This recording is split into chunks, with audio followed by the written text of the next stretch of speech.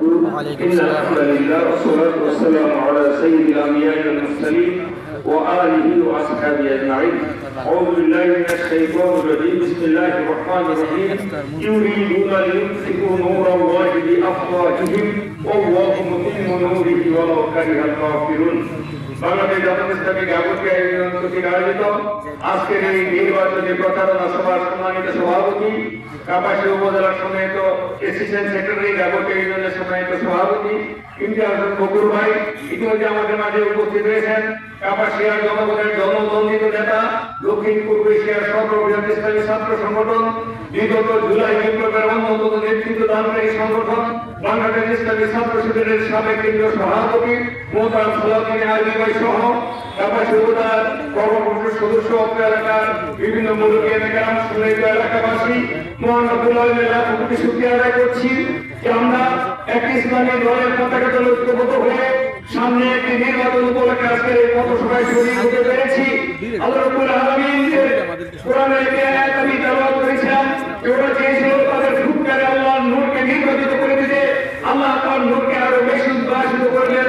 যদিও কাফেরদের কাছে এটা অসহ্য হোক না কেন, বিগত 15টি বছর একটি জালিম সরকার, একটি স্বৈরাচার সরকার চরম জুলুম নির্যাতন করে আমাদের অগ্রযাত্রাকে ব্যাহত করতে চেয়েছিল, কিন্তু আল্লাহ রাব্বুল আলামিনের ফয়সালা ভিন্ন। তিনি গত 5ই আগস্ট সেই স্বৈরাচারকে বিদায় করে দিয়ে এদেশে একটি ইসলামী সরকার প্রতিষ্ঠানের অনুকূল পরিবেশ সৃষ্টি করে দিয়েছেন।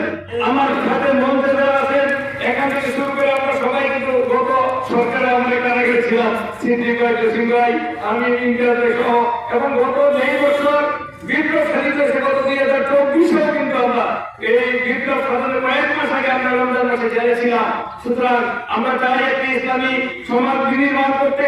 সেই সমাজ বিনির্মাণের জন্য ইতিমধ্যে আমরা শুনেছি যে বৈষম্যমুক্ত, ন্যায় এবং ইনসাফ ভিত্তিক একটা সমাজ প্রতিষ্ঠার লক্ষ্যে মূলত জুলাই বিপ্লব সংগঠিত হয়েছে। আর ন্যায় এবং ইনসাফের প্রতীক হলো দাঁড়িপাল্লা। আমরা একজন যোগ্য প্রার্থী পেয়েছি, আমরা সেই প্রার্থীকে নিয়ে ইতিমধ্যে মাঠে প্রচারণা চালাচ্ছি এবং জনগণের ব্যাপক সাড়া আমাদের কাছে অনুভূত হচ্ছে। আমরা যখন মাঠের মধ্যে যাই, আমরা যখন বিশেষ করে আগুনদের কাছে যাই, গত 2 দিন আগে আমরা একটা মোটর সাইকেল শোভাযাত্রা করেছি, আমরা ব্যাপক জনগণের সাড়া পেয়েছি। রাস্তাঘাটে ওরা আমাদেরকে হাত উঁচু করে সম্মতি দিয়ে হাসি দিয়ে আমাদেরকে ওরা বরণ করে নিয়েছে। আমরা আশাবাদী যে 2014 সালে যেভাবে গাবুটিয়া ইউনিয়ন থেকে বিপুল ভোটের ব্যবধানে জামাত ইসলামী প্রার্থীর পক্ষে মানুষ সমর্থন দিয়েছিল, এবার এর চেয়েও আরো বেশি উদ্দীপনা দিয়ে এবং এর চেয়েও আরো বেশি জনশক্তি দিয়ে এই ইউনিয়নের বাসী আমাদের দাঁড়িপাল্লা প্রতীককে বিপুলভাবে বিজয়ী করে দেবে ইনশাআল্লাহ।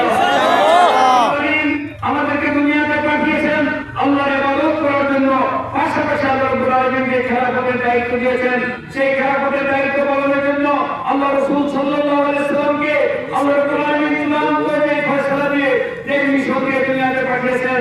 কোরআন শরীফের 3টি সূরায় আল্লাহ সেই ঘোষণাটা দিয়েছেন। সূরা তাওবা 33 নম্বর আয়াতে, সূরা ফাতিহা 28 নম্বর আয়াতে এবং সূরা সফের 9 নম্বর আয়াতে আল্লাহ বলেন যে হুয়াল্লাযী আরসালা রাসূলাহু বিল হুদা ওয়া দীনিল হক লিইয়ুযহিরাহু আলা দীনি কুল্লিহি ওয়ালাউ কারিহাল মুশরিকুন। তিনি সেই মহান সত্তা যিনি তার রাসূলকে পাঠিয়েছেন যে কোরআন দিয়ে একটি সমাজ বিনির্মাণের জন্য, সত্যদিন ইসলাম দিয়ে সমাজ পরিবর্তনের জন্য। এই সমাজ পরিবর্তনের কাজে আল্লাহ রাসূল যে দায়িত্বটা পালন করেছেন, এই দায়িত্ব পালন করতে গেলে মুশরিকদের কাছে এটা কখনো সহ্য হয় না। সুতরাং আল্লাহর এই জমিনে আল্লাহর দ্বীন কায়েম হোক, আল্লাহর এই জমিনে কোরআন অনুযায়ী রাষ্ট্র পরিচালিত হোক, আল্লাহর এই জমিনে রাসূলের সুন্নাহ অনুযায়ী রাষ্ট্র চালিত হোক।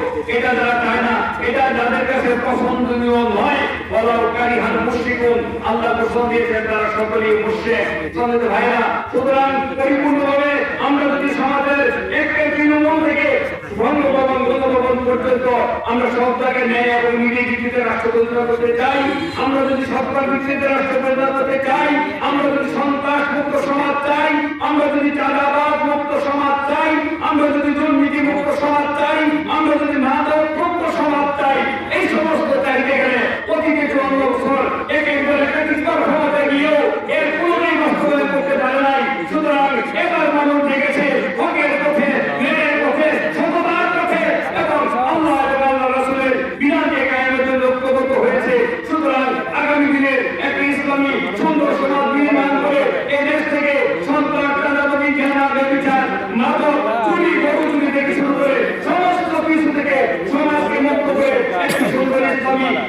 সমাজ বিনির্মাণের জন্য সালাউদ্দিন আইয়ুবের বিকল্প কাপাসিয়া তার এখন কেউ নাই। আমরা চাই এরকম একটা পরিবেশে আমরা আল্লাহ সুযোগ দিয়েছে, আমরা যদি সুযোগটা কাজে না লাগাতে পারি তবে আমরা সমাজটাকে সন্ত্রাস মুক্ত করতে পারবো না, চাঁদাবাজ মুক্ত করতে পারবো না।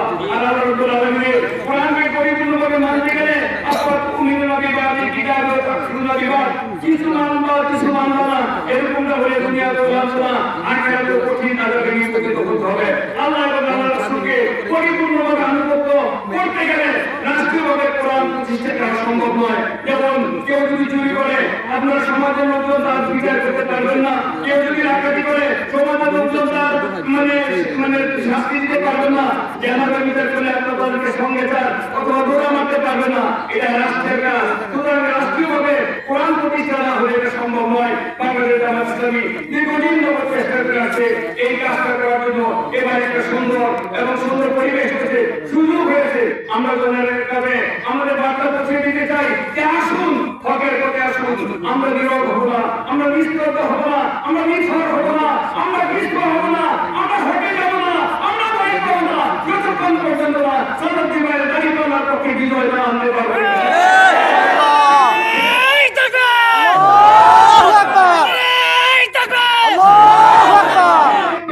আগামী দিন আমরা বিজয়ের মালা নিয়েই ফেব্রুয়ারি মাসে ঘরে ফিরব ইনশাআল্লাহ। আগাম সেই আহ্বান থেকে আপনাদের কাছে আমি বিদায় নিচ্ছি। সময় সংক্ষিপ্ত, মানবিকের আগে আমাদের আলোচনা শেষ হবে। আমাদের প্রধান অতিথি আলোচনা রাখবেন। আল্লাহ রাব্বুল আলামিন আমাদেরকে কবুল করুন। ওয়া আখিরু দাওয়ানা আলহামদুলিল্লাহি রাব্বিল আলামিন। আসসালামু আলাইকুম ওয়া রাহমাতুল্লাহি ওয়া বারাকাতুহু।